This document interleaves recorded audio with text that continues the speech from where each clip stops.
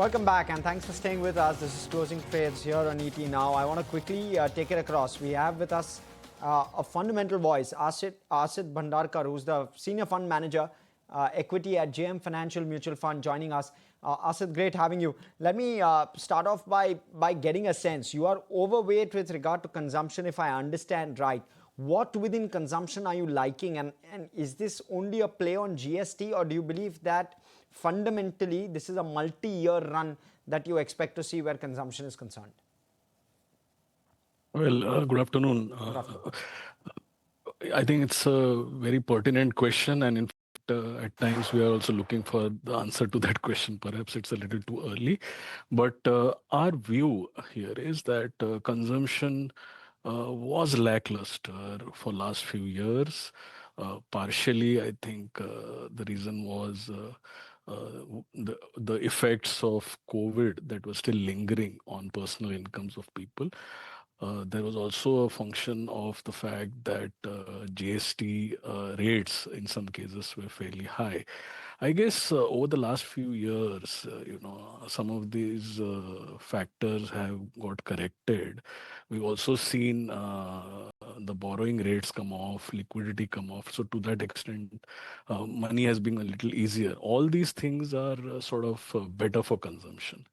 Typically, what we've seen in previous cycles is that consumption, once it comes out of a rut, has its own gets into its own momentum, and to that extent, it is our hope that this will be a medium-term kind of a growth phenomenon from here on, from where we stand, especially from the fact that consumption has been so depressed for a little while now. Okay. All right. And how do you play it, Asit? Yeah, see, from our perspective, I think what we're trying to do is not get ahead of ourselves, not try to, double guess. We are trying to play it with a nice basket of whatever a consumer would want to play. We definitely see a play in autos, which are a discretionary consumption item. We also see, there are pockets where, possibly you will see where incremental savings can go, perhaps in terms of, say, even some of the QSRs or even quick commerce and such businesses. We are also trying to see if there is a secondary play there, because a lot of consumption also does get financed, and we are trying to play in a way through financiers and NBFCs and fintechs, which can probably benefit out of this uptick. Okay. Give us a thesis on quick commerce, because it's currently the phase seems to be that profitability is nowhere on the horizon, at least the way we're seeing it, and even the way in which the managements are non-committal with regard to profitability. How then, therefore, do you give how then, therefore, do you justify the kind of valuations that they trade at? Because I mean, they've been, at least one of those stocks has been a multi bagger, but how do you reconcile? Sure. No, I get the sense of what you're asking. Quite clearly, I think the valuation debate has been a constant irritant in some of these companies, right? I mean, people find them difficult to value. That's a fact. But as you just pointed out, one of them has been a multi-bagger as well. So I think the point is this. The point is that these are very large opportunities when you look at the overall opportunity size that India offers. And we are probably just scratching the surface, particularly here. Yes, there will be bouts of competition, sometimes rational, sometimes irrational, but this is a large business opportunity and a large tech-enabled solution that is coming through. There will be challenges that will come at every stage, right from competition to government regulations. But I think the interesting part about this is reasonably a oligopolistic business with few strong players. And to that extent, I would think that market will see volatility in the way we value this, depending upon successes and quarterly gyrations. But if you take a step back and look at the larger opportunity, I think what you will start to realize is some of these businesses are very well capitalized. They come with a very strong drop, tech backbone, and to an extent, I think their capabilities in solving some of the problems have been acknowledged globally.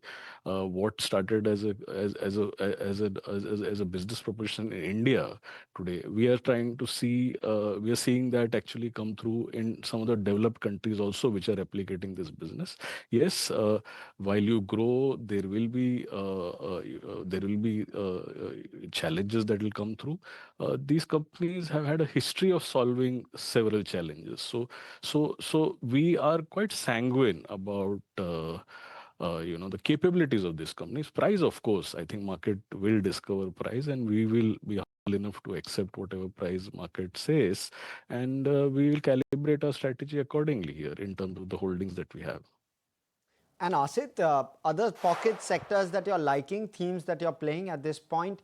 I mean, and I'm asking you particularly themes you're finding interesting today in terms of buying today. Maybe you bought something 3-4 months ago and has played out. But what about today?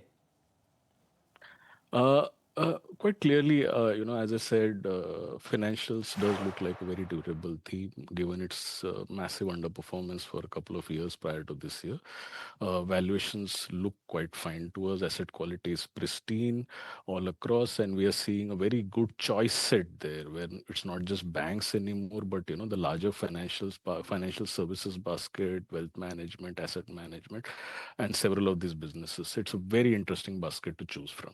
We like that basket. What we also like, and we are focusing on particularly GST, has been GST related moves and liquidity related moves is the consumption basket. But as things stand today, I think we are also focusing on the fact that exporters perhaps who have been a little out of favor given the global geopolitical tussles on trade, they probably, with the way rupee has behaved and where we are right now, maybe some of these exporters do need to be looked at again. Okay. And Asit, how should one look at IT at this juncture? It's a tricky juncture, right? You've got very low growth, but you have rupee support. You have a possible rate cut on the annual from the Fed. I again unsure of whether that will play out, and how that will play out is an uncertainty. How should you play IT at this point? I think you are absolutely right. It's a tough one because inherently there will be growth challenges given the kind of opportunity AI has brought in. It doesn't remain a very simple business, where you provided solutions to the client and you had a good pool of manpower. Obviously, now you will have to adapt, and we are seeing these companies adapt as well. But that said, medium-term growth outlook should be challenging, and you're absolutely right. I think rupee does give some kind of a support. The valuations are okay, but it's a tough one, to be very frank. But the export basket that I earlier mentioned is much more than just this business. So where within exports would you find value at this point? Again, the trade deal is a bit of uncertainty there. There is some bit of overhang now. The focus has shifted towards Russia this week. Should one play maybe textiles? Is that probably one way to play the trade deal if it were to come through? I would just say that you have to be very selective because we are seeing that you companies are facing challenges, and when they face challenges, they end up looking for solutions. And one of the things that we've seen, particularly with textiles, is that a lot of companies are trying trying to broad base their market. If they were dependent on a particular geography, they're trying to broad base it and move to other geographies. That's one way. Second, there are certain sectors like pharmaceuticals where we do have a fair bit of core competence, and I think that also gets benefited by whatever is happening right now. Uh, and also, I think, going back to your earlier question, IT companies themselves will evolve. See, the very, very well governed companies with strong cash flows. At the end of the day, whatever is happening today with AI will eventually fructify into clients needing more AI based solutions. And those will be customized for every organization or for every use case. So there is a play there. Yes, for a short-term investor, it is a bit of a challenge, but for a long-term investor, I guess things will open up much better. Interesting. Okay, Asit, we'll have to hold this conversation for just a couple of minutes. Need to slip into a committed break. Let's do that. Let's come back and continue this chat with Asit Bhandarkar. Thank you so much, viewers, for staying with us. Another couple of minutes and we'll come back.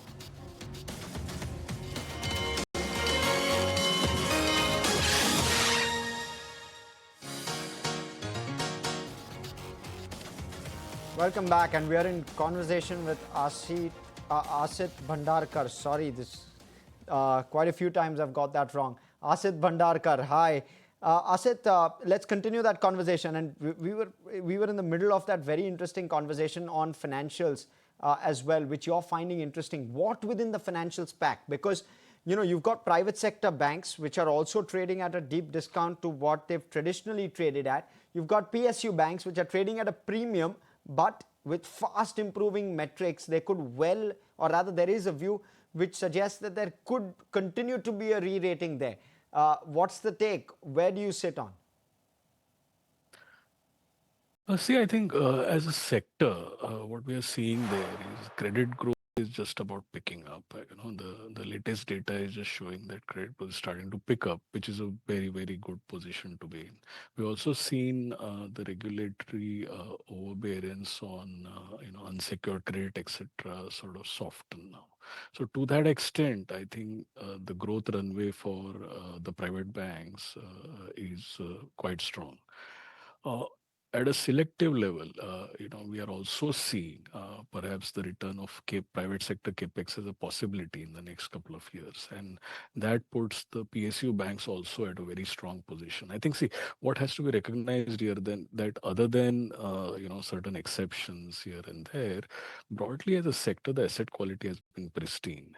And what we are now starting to see is that the segments which typically are very volatile and get most affected by economic downturn, etc., which is the microfinance or the small finance banks. Even there seems to be some glimmer of hope in terms of a bottom coming through. So overall, I think things are quite fine. Valuations from a historic perspective are not very expensive right now. There are pockets of opportunity, and as I said, we prefer to take a basket approach here. And play the risk reward depending upon how we see the growth elements to play out in each of the names that we hold. Asit, last question with regard to how you're seeing mid-cap, small-cap valuations now. We've seen for now nearly 13 odd months, we've seen those indices not move favorably. Do you believe that with the earnings re-rating coming through, it could be a pocket which could start to look interesting, and when? Sure. I think that's a very important point that you raised. That there has been sort of the current market rally, or even the movement over the last few months has been very narrow, and we've seen the broader indices not participate as well. If I'm not wrong, the small cap index is underperforming the Nifty by almost 12% or a little more than that. Now, obviously, there were probably good enough reasons for that. The valuations last year, sometime in the middle of last year, were fairly high, and the earnings sort of collapsed, last year. Now, I think this quarter, the quarter which went by, which ended on November 15, we are now seeing, after I think 7 quarters, Nifty 500 grow more than 15% in profit growth YOY. And also, we are seeing on a YOY basis small caps and mid caps leading the growth numbers. If I'm not wrong, the mid caps and small caps have minimum grown by 27% YOY, within the BSC 500, and the large caps have grown by about 12%. So there seems to be some recovery here, and I would think that small caps have taken back the lead after 5 straight quarters. Just to put it in context, this is the quarter which got reported where the numbers are till September 30th. So the festive season demand and the euphoria that probably was there has not yet been captured in this. Quite clearly, our assessment is that this festive season that went by was one of the best in last 5 years, and that's what we hear from the companies who we interact with. And quite clearly, we should look forward to strong earning performance continuing into the next year. So when we have to also consider some of the things, the things like the technical things that have gone through in terms of the lower retail enthusiasm, FII selling, the slew of offerings that have come in the market, etc. I think all of those things may look a little different as we get into 2026 because India is no longer as expensive as it used to be last year. The world is no longer as cheap as it used to be last year. Sure. And to that extent, maybe if this earnings growth momentum continues, what you're saying may happen. Okay. Asit, we'll leave it at that. Thank you so much for coming in and speaking with us. This has been a pleasure. And let's switch focus